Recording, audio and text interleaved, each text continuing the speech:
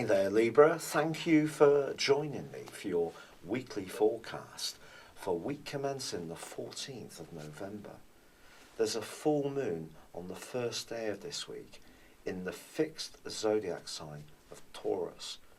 Taurus for you is very much about your long-term resources, property matters, investments, but it's also the things you share with others. In a very close alliance, it can be a business partnership or it can be a more romantic one.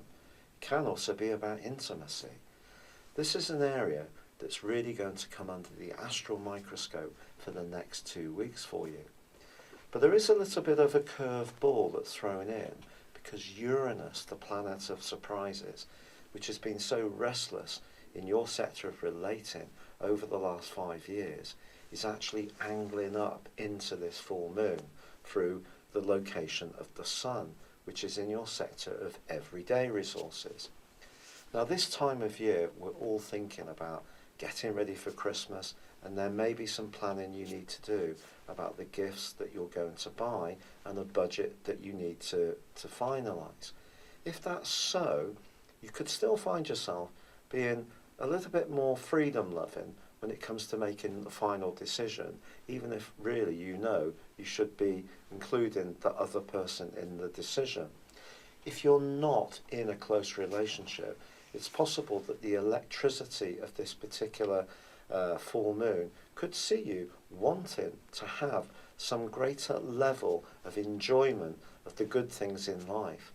It's a rare Libra that doesn't appreciate a little bit of luxury.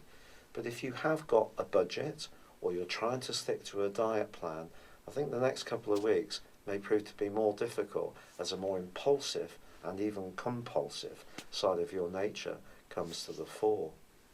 However, if you are single, the attraction to someone else could be quite physical.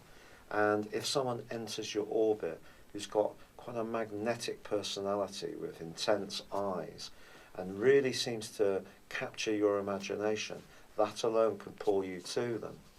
However, if you're wanting to discover how you might interact at a more intellectual level, which is always very important to you because of your air rulership, there's a sensational link this week between Mercury and Mars, which can see you chatty, fun, lively to be with. And if you are attending any functions or parties or going out for an evening, do feel that you can bring a real spark with you. However, by the end of the week, Mercury does get caught up in a rather muddlesome angle with Neptune. Now, if you've tuned in for some time, you'll know that Neptune was really having an impact on Saturn in your sector of everyday communications for 5.5 long months until the middle of last month. So there could be a bit of a repeat of this.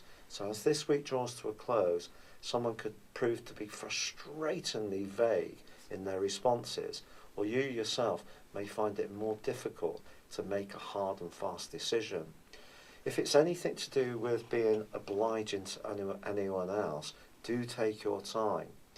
In actual fact, your ruler Venus forges a gorgeous link with Neptune as this week draws to a close too, and any kindnesses on your part or thoughtfulness, especially in terms of helping someone who's a bit less fortunate than you, will really be something that can be appreciated.